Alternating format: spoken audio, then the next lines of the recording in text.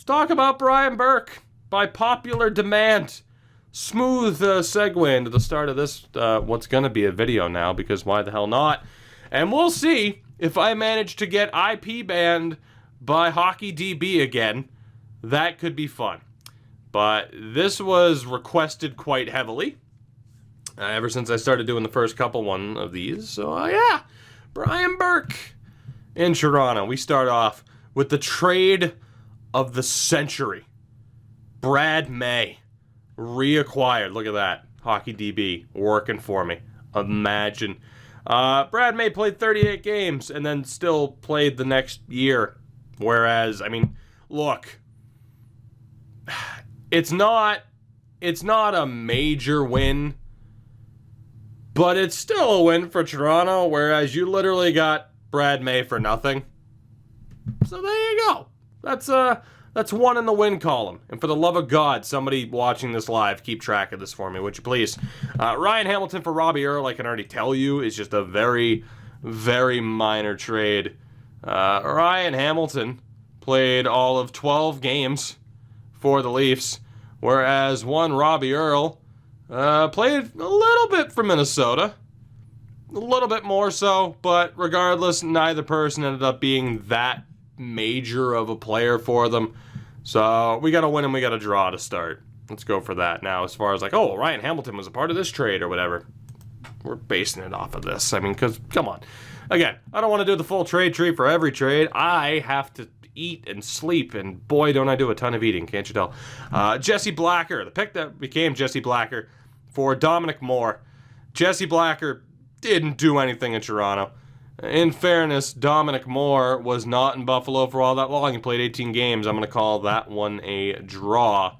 Unlike the Brad May trade where, I mean, Toronto literally gave up nothing. Kenny Ryan, a conditional fourth. Easy for me to say for Nick Antropov. Kenny Ryan didn't do anything in Toronto. I don't know who that fourth round pick is for. I'm afraid to go to HockeyDB. Nick Antropov in New York was only there for 18 games. He actually did really well before going to Atlanta and then being a part of the inaugural Jets. So we're gonna call that a draw as well. Antropov didn't do anything. Kenny Ryan certainly didn't do anything. Toronto gets Jamie Heward, Olaf Kolzig, Andy Rogers in a fourth for Richard Petio. I believe is how it's pronounced. It might not be, but regardless. In Tampa, he did nothing. In Toronto, Jamie Heward did nothing. At least that time around. Ole Kolzig did nothing. Former Portland Pirate, though. And Andy Rogers did nothing. So we're going to call that one a draw. Unless magically I completely botched that. So that's good. Olaf.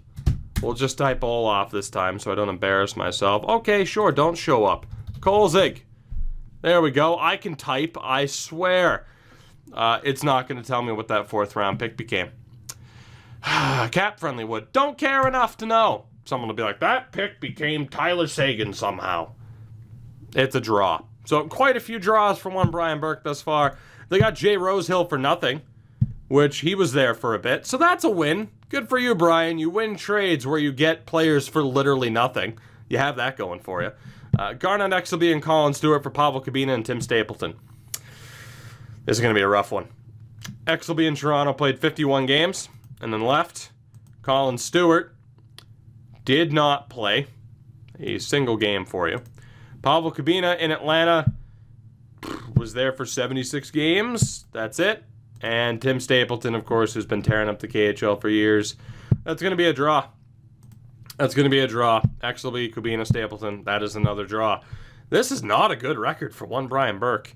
And it's not going to get any better as you get Wayne Primo and the pick that became Saad, which of course was not made by Toronto, for Anton Strawman, Colin Stewart, and a seventh. This is a massive, massive loss. Granted, we don't know exactly what the Saad trade became. And even if I look him up, does it show if it was a part of a trade? It does. Good. That became...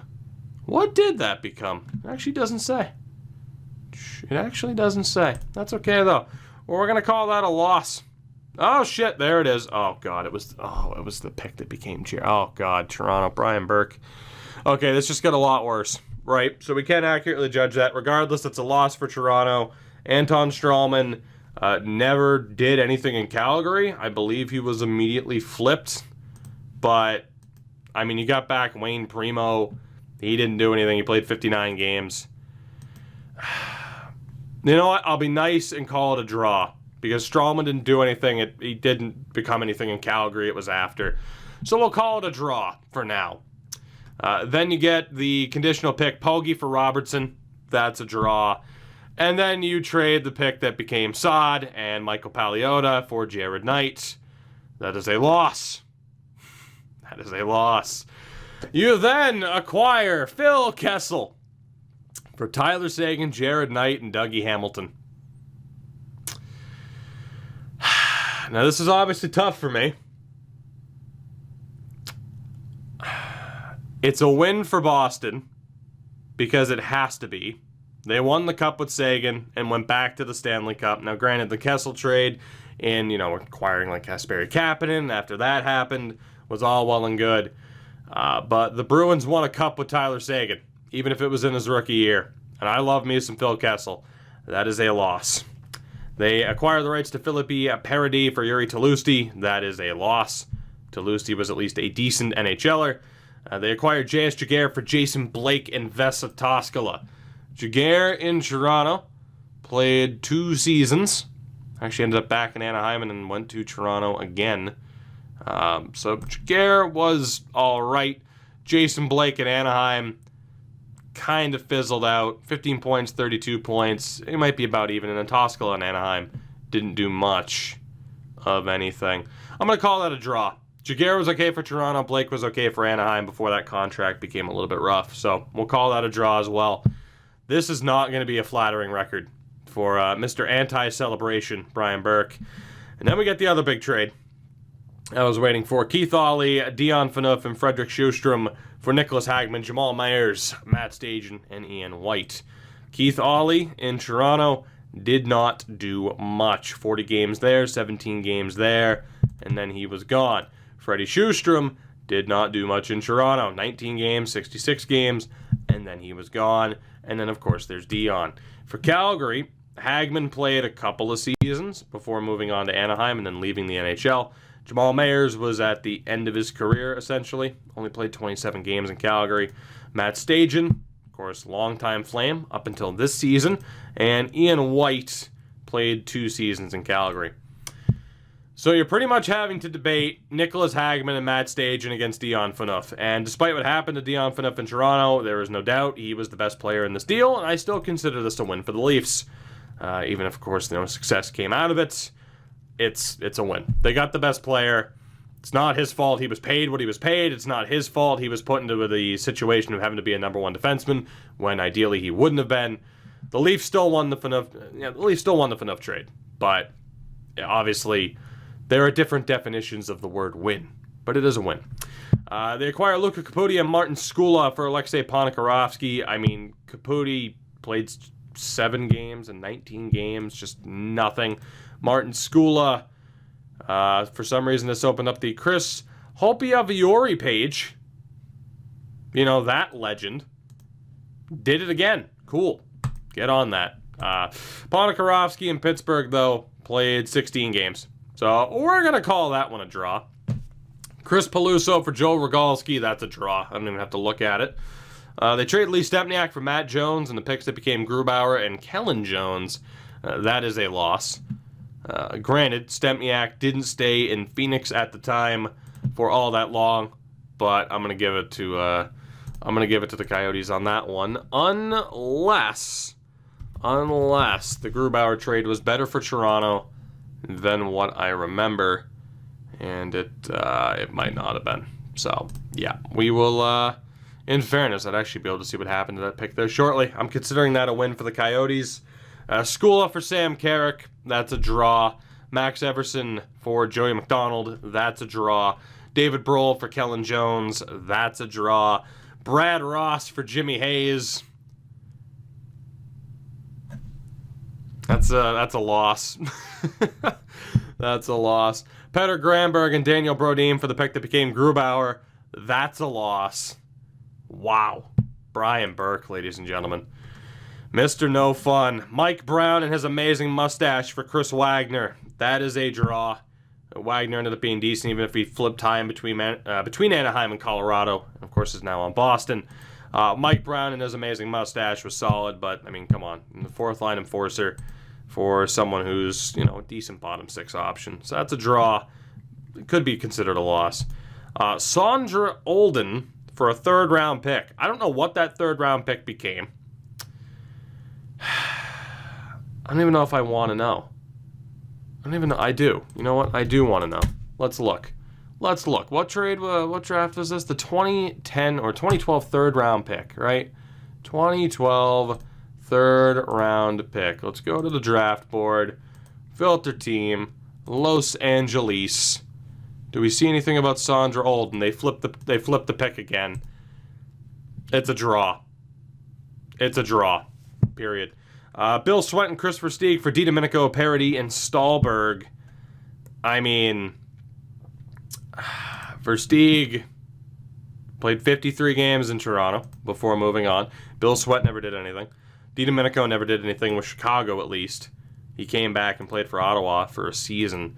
The big piece there is Stahlberg, who was a part of the 2013, was not a part of the 2013 Cup win, I don't believe. I think he left to the KHL at that point. It's a draw at best. I'm still going to consider it a loss. I don't know if that's fair, but I'm still going to consider it. I'm going to consider it a loss. I mean, Versteeg was only in Toronto for that one season and then was dealt to Philly. So, yeah, it's a loss. Matt Lashoff for Alex Berry and Stefano Gigliotti. I do love me some Matt Lashoff. That's a draw, though. Fabian Brunstrom for Mikhail Stefanovic. That is a draw. And then you get Jake Gardner, Joffrey Lupul, and a fourth for Francois Beauchemin. That's a win. That is a win. I mean, say what you want about... I mean, Leafs fans might disagree with Jake Gardner being a win after what happened last April. That's right. I brought it up. But that's a win for the Leafs. Stuart Percy in the pick that became Josh Levo for Chris Versteeg. I mean, Versteeg wasn't in Philly for that long, so that is a draw. Percy and Levo. I mean, Levo's still there. You might be able to argue that it's a win because of Josh Levo. You know, I'm gonna consider it a win. Josh Levo won Brian Burke a trade. I just want you to know that. Aaron Voros for nothing. That is a win, even though Aaron Voros didn't resign. But that's fine. That's still a win. You got a player for nothing. Oh boy. Whew, Joe Colborne for the pick that became Raquel, which the trade's listed up above, and a second-round pick for Tomas Cabriolet. Yeah, so that was a 2012 second-round pick. We are in that 2012 draft, if I'm not mistaken. Let's look at the Leafs here. And they dealt that pick again. So that's good. The Bruins won the Cup with Thomas Cabriolet. Colborne didn't stay long, didn't really carve out much, and then they traded the pick. That's a massive win for the Bruins, even if Cabriolet wasn't that great in the Cup run. A seventh-round pick for John Mitchell. He didn't do much while he was a Ranger. He kind of rebounded when he was an Av. We'll call that a draw. So again, Cabriolet trade is a major loss. Mitchell trade's a draw. Lyles for a second-round pick. I mean, Lyles was okay.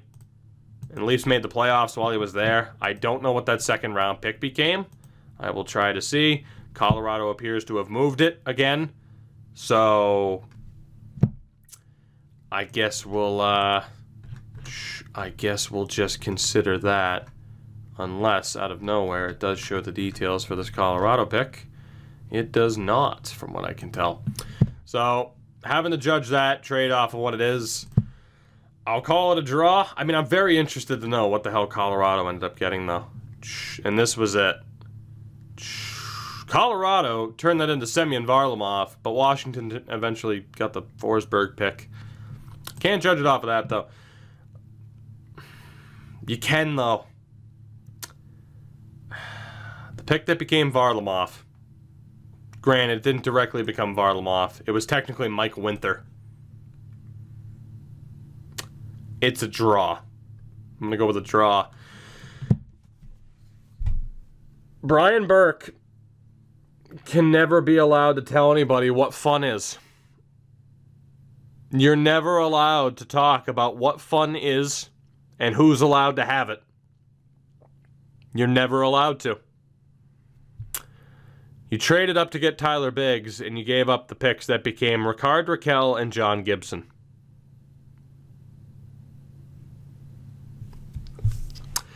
And then you swap 6th-round picks, and the Ducks also got Josh Manson.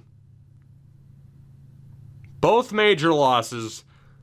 The only saving grace for Brian Burke is that the Ducks haven't won the Cup in this window. That might be the worst trade I've ever seen. I mean, we've looked at like the Larry Murphy trade that was for nothing. Just holy shit, is that? I can't. I've known about that trade. I can't believe it though. Still, it's just every time you look at it, it's that much worse. Cody Franzen and Matthew Lombardi for Brett Lebda and Robert Slaney. I mean, Franzen. It's tough because you can choose to view trades with hindsight. You can choose to view them at the time. So it's like the Lyles trade. You can say, oh, well, Colorado got Varlamov. So it's a win for Colorado. Granted, of course, that pick became Mike Winther. So you can trade tree it if you want. You know, you look at that Lyles deal. You can consider it a win for either team. I'll consider it a draw. This, though, I mean, it's a clear win for the Leafs with Franzen and Lombardi. I mean, the better players at the time, even if not much came out of it, that's a win for the Leafs. Dave Steckel for a 4th. Without knowing what that 4th-round pick became, I mean, Dave Steckel was very solid. That 4th-round pick was Ben Thompson. That's a win for the Leafs. Draw at worst, but that's a win for the Leafs. Luca Capote for Nicholas Deschamps. That's a draw. Keith Ollie for Carter Ashton. That's a draw. Mark Frazier for Dale Mitchell. That's a draw. Gustafson for a 7th. That's a draw. Gustafson didn't do much for Winnipeg, and apparently he doesn't exist. And then, at the very least, he ends his tenure with a massive win. James Van Riemsdyk for Luke Schenn. So, the history of Brian Burke in Toronto. It's a thing.